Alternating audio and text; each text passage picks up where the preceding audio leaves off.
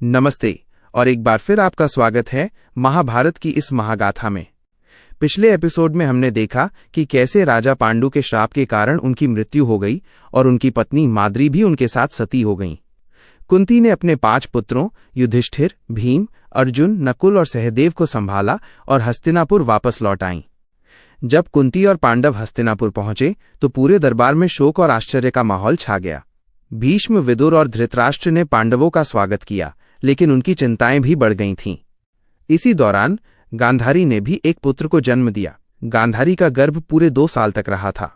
जब उन्हें प्रसव हुआ तो वे एक मांस के लोथड़े को जन्म देती हैं। गांधारी बहुत दुखी हुईं। तभी महर्षि वेदव्यास वहां आए और उन्होंने उस मांस के टुकड़े को 100 भागों में विभाजित किया और घी से भरे 100 घड़ों में रख दिया। इन घड़ों से बाद में 100 पुत्रों का जन्म हुआ जो कौरव कहलाए। इनमें सबसे बड़े थे दुर्योधन और उनकी एक बहन भी थी जिसका नाम दुश्शला था।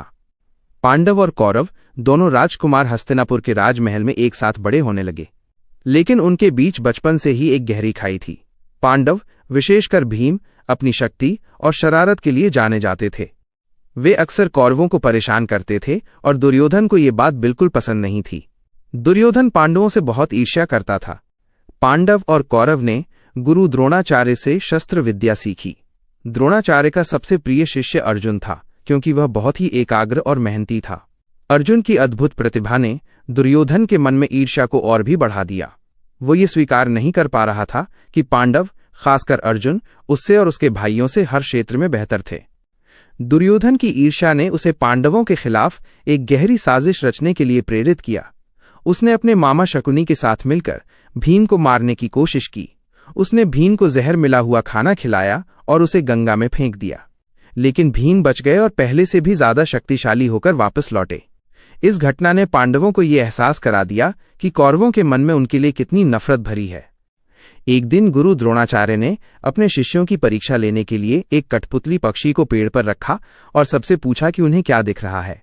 बाकी सभी राजकुमारों ने पेड़, पत्ते और पक्षी सब कुछ देखा, लेकिन जब अर्जुन से पूछा गया तो उन्होंने कहा, गुरुदेव, मुझे केवल उस पक्षी की आंख दिख रही है। गुरु द्रोणाचार्य ये सुनकर बहुत प्रसन्न हुए।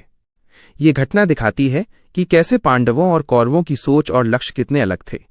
पांडवों का लक्ष्य धर्म और कर्तव्य था, जबकि कौरवों का लक्ष्य ईर्ष्या और अहंकार से प्रेरित था।